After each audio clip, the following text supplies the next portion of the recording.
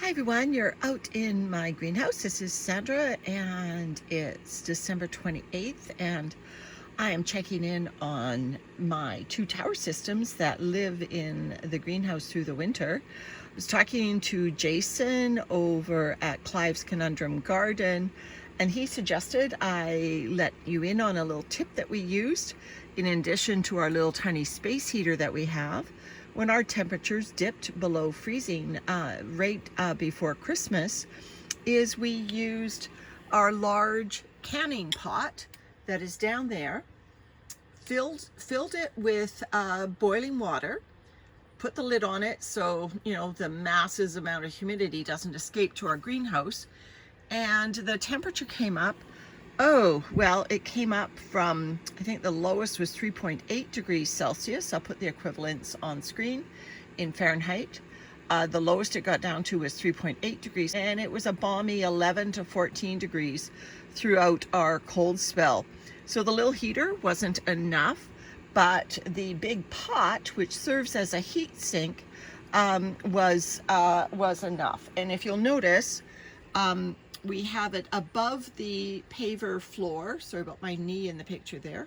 By putting it up on a padded, well, it's actually just folded towels. You can thank my engineer son. He's an aerospace engineer. He told us how to do this and what to do. Worked very, very well to keep this greenhouse at pleasant temperatures.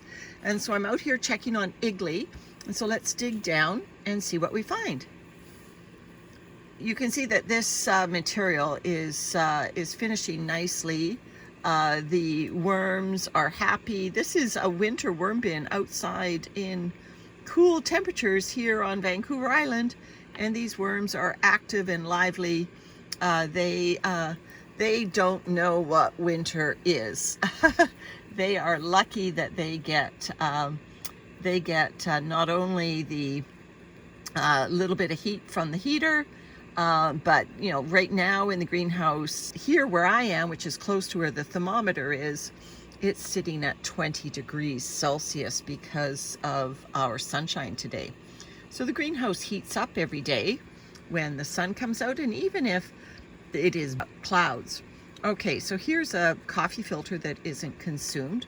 So guys, you're not going to get food unless you eat your dinner. Oh, there's a little one. Do you see that little one right there on the bit of coffee grounds? How cute is that?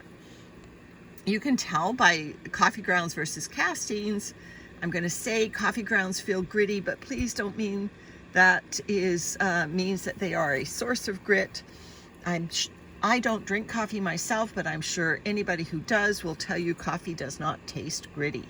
It dissolves in the moisture of the worm bin. But when it is in drier lumps, like you sometimes get from a machine or Starbucks, it can feel gritty running it through your fingers. Don't take my word for it. I have multiple sclerosis, and my hands don't feel anything the way most people do.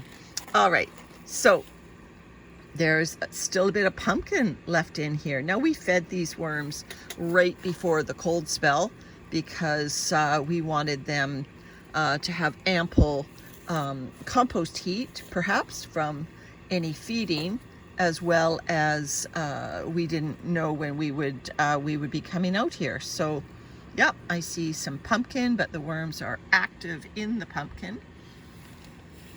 This is a 4-tier system. The final tier, though, the leachate tray, we have removed in this can of worms. And we have replaced it with a half barrel just for the winter. Oh, oh, oh, worm going over. Worm going over. Escape, escape. No, no, no. You stay in the bin. And so we replaced it with the half barrel just to add a buffer of, nice, dense soil. And the worms are down there. And when Landon comes and we'll do a thorough check of this bin, I will show you that bottom level in another video. So these worms are doing fine. This bedding is warm despite it being winter outside.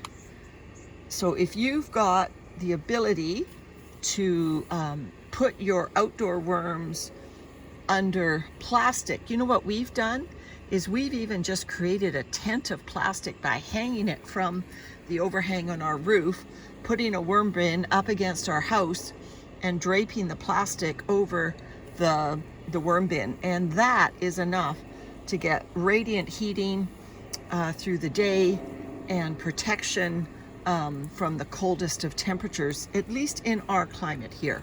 You have to do what you have to do for your region. Oh, another escape artist. Don't do that. Anyway, so I fluffed this bin. I can see that I fed it amply with lots of coffee at least. So there's Iggly. Wow. You have come through this cold spell and you're looking great, and I don't think I'm going to feed you until you clean off your plate. All right, everyone. Thanks for now.